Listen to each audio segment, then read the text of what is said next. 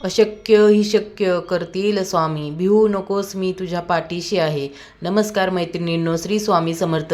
येत्या 20 मार्चला म्हणजे येत्या शुक्रवारी स्वामी प्रकट दिन आहे आणि आपण स्वामी प्रकट दिन कशाप्रकारे साजरा करायचा आहे, कोणकोणत्या सेवा करायच्या आहेत, नैवेद्य काय दाखवायचं आहे, तेच या व्हिडिओमध्ये पाहणार आहोत.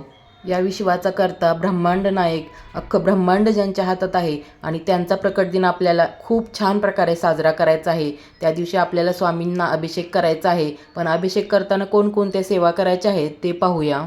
तर सर्वात प्रथम आपल्याला स्वामींना अभिषेक करायचा आहे आणि अभिषेक करताना आपल्याला अभिषेक पाण्यानेच करू शकता, दुधाने करू शकता, पंचामृताने करू शकता. म्हणजे दूध, दही, तूप, मध, साखर या सर्व वस्तू मिक्स करून किंवा सिंगल वापरून पण अभिषेक करू शकता. स्वामींना ह्या वस्तू पण प्रिय नाहीत. स्वामींना प्रिय आहे ती भक्ती आपली. पण आपण एक दिवस तरी स्वामींचा छान प्रकारे अभिषेक करायचा आहे आणि नंतर आपण सेवा करायच्या आहेत. त्यांनी त्या सेवा करताना आपल्याला पाण्याने अभिषेक करायचा आहे.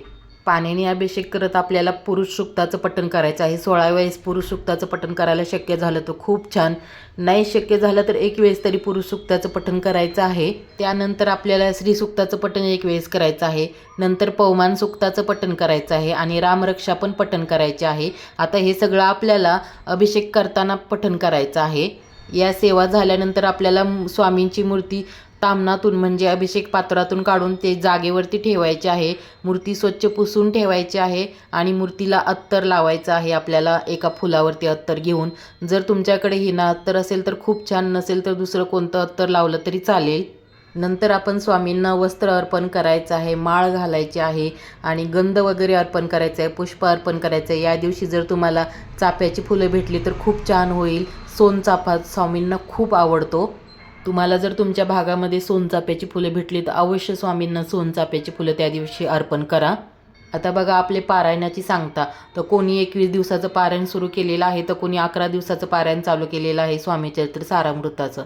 आणि त्याच पारायणाची सांगता त्या दिवशी होते. तर आपल्याला सांगता कशी करायची आहे, तर सांगता आपण नेहमी जशी करतो तशीच करायची आहे. सिंपल रेग्युलर पोथी वाचन करायचं आहे आणि स्वामींना नैवेद्य दाखवायचं आहे. त्यानंतर सकाळी आरती करायची आहे, संध्याकाळी करायची आहे. आपल्याला पोथी वाचायच्या अगोदर पण करायची आहे, जेव्हा अभिषेक वगैरे झाला तेव्हा पण आरती वगैरे करायची आणि नंतर आपण जेव्हा पोथी वाचून होईल, आपली सेवा कंप्लीट होईल, तेव्हा पण आपल्याला आरती करायची आहे. नेहमीप्रमाणे आपल्याला त्या दिवशी पण आपले स्वामीचरित्र सारामृत ग्रंथ वाचून घ्यायचा आहे, पठण करायचं आहे आणि ते पठण झाल्यानंतर स्वामींना सांगायचं आहे की मी ठरवले होते ते संकल्पयुक्त सेवा, ती माझी संकल्पयुक्त सेवा आज झालेली आहे, ती सेवा तुम्ही तुमच्या चरणी अर्पण करून घ्या.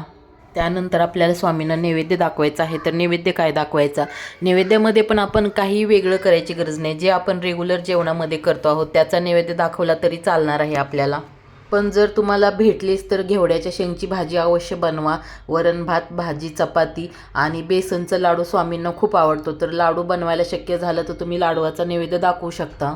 त्याचबरोबर बघा, जर कोणाला काही अडचण आल्यामुळे जर त्यांची सेवा पुढं गेली असेल, म्हणजे 21ला किंवा 22 तारखेला जर त्यांची सांगता होत असेल, तर त्यांनी त्या दिवशी सांगता करायची आहे आणि त्या दिवशी त्यांनी अशा प्रकारेच नैवेद्य दाखवायचा आहे. त्याचबरोबर बघा, जर तुम्हाला मंदिरात किंवा मठात जायला त्या दिवशी शक्य झालं तर अवश्य जावा. जर नाहीच जायला जमलं, कारण गर्दी भरपूर प्रमाणात असणार आहे सगळीकडेच, तर तुम्ही घरी पण सेवा करू शकता. दिवसभरात तुम्हाला श्री स्वामी समर्थ, श्री स्वामी समर्थ या मंत्राचं पठण केलं तरी खूप छान आहे. किंवा मग एका ठिकाणी बसून एका वेळेस 11 माळी जप करा तुम्ही स्वामी समर्थ मंत्राचा. तुम्ही या दिवशी 11 वेळेस तारक मंत्राचं पठण करू शकता.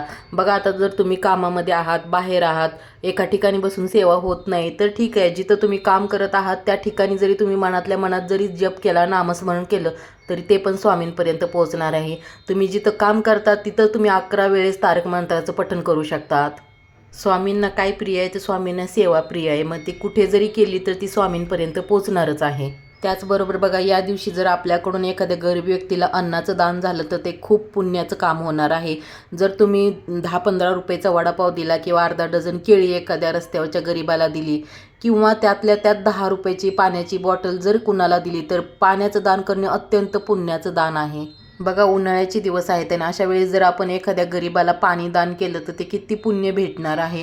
पाण्यापेक्षा मोठं दान कोणतंच नाही आहे. त्यामुळे जर रस्त्यावरती बसलेले असतात बघा, जे स्वतः म्हणजे काही करू शकत नाहीत एखादे, तर त्यांना तुम्ही पाणी, अन्न दान करू शकता. ते खूप पुण्याचं काम आहे. सेवा करण्यापेक्षा पण ते जास्त पुण्याचं काम आहे.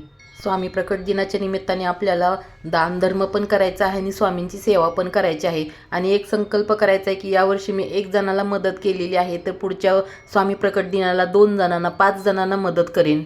अन्नदान हे श्रेष्ठ दान असतं बघा. आपण मंदिरात मठात देणगी देतो, पण त्यापेक्षा पण अन्नदान जेव्हा प्रत्यक्ष आपण कोणाला तरी खायला देतो ते खूप पुण्याचं काम आहे.